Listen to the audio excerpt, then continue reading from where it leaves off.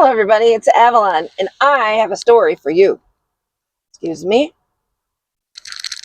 So, I was born with a gift, a curse. I started seeing paranormal stuff when I was little, and it was fine. It wasn't scary until I turned about 14, and then things took a turn. My bed would shake, I would be pinned down, I would wake up, and they call it sleep paralysis, but I'm going to tell you something. It was a lot more than sleep paralysis. And but I had this one experience after I became a pagan.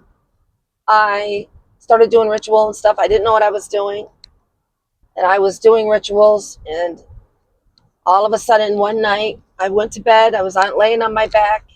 I had my arms underneath the blanket next to me, and all of a sudden I felt something crawling up the side of my bedspread.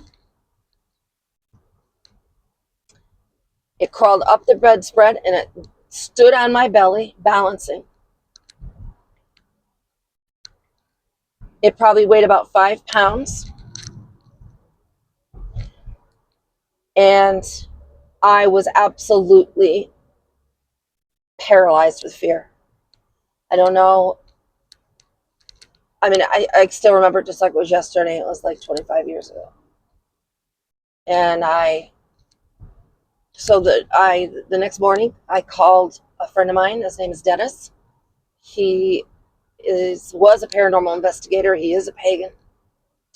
And I talked to him about it, and he said, why don't I want you to tell me what your rituals look like. Take me through them.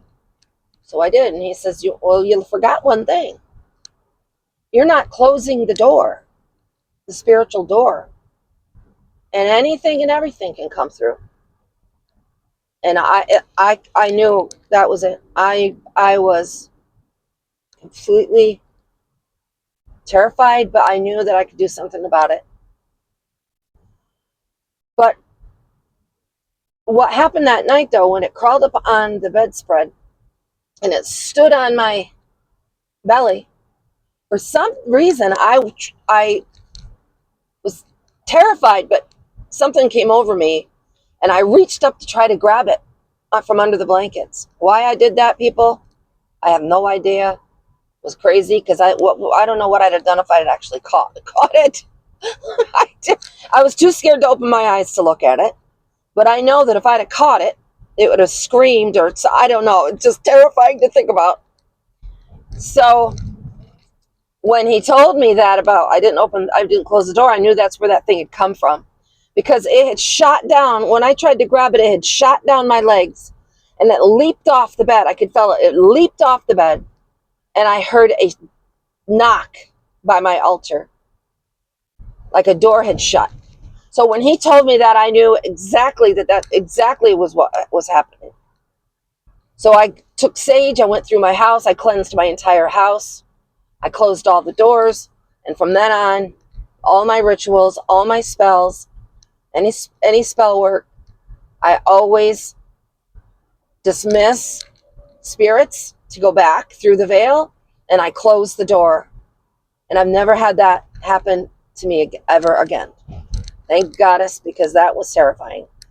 So the moral of this story is, when you're doing your craft, you have to know that it's not just the God and Goddess that come and join you, or your ancestors, or spirit guides,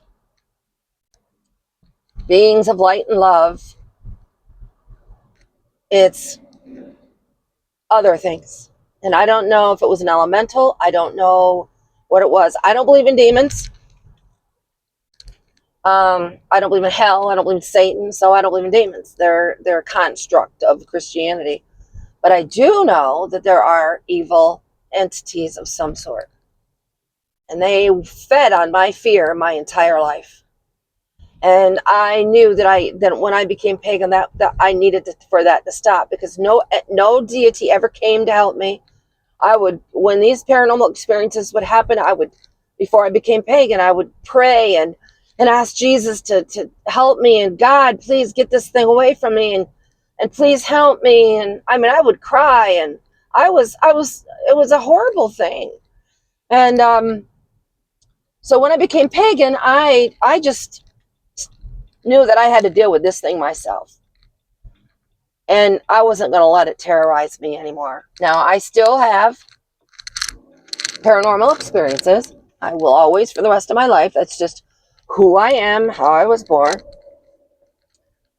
But I don't have, like, every once in a while I'll have a scary paranormal experience, but it's only because I trained my brain to be scared anytime paranormal happens. It's not I'm scared because it's evil. I'm scared just because I'm alone at night in my room, and I spent my lifetime being afraid. And so I'm working on that. When something's happening in my room, I will tell myself, just because it's happening doesn't mean it's evil. It could be your grandmother. It could be spirits of light. It could be anything. It doesn't have to be. It's not a demon. Demons don't exist. And you have the energy and you have the power to deal with this. You are fine. You're good. They're not going to hurt you. And I'm trying to retrain my brain to not be afraid and to not let it paralyze me. But most of the time now, my paranormal experiences are like, I'll be touched. And if you've ever been touched by a spirit, it's this electrical it's like a electricity feeling, and it moves like it's somebody's got their hand on your hip. Like my Mima, my grandmother, is coming and she's comforting me. She's just saying, I'm here, babe, I'm here. And I don't want those to stop.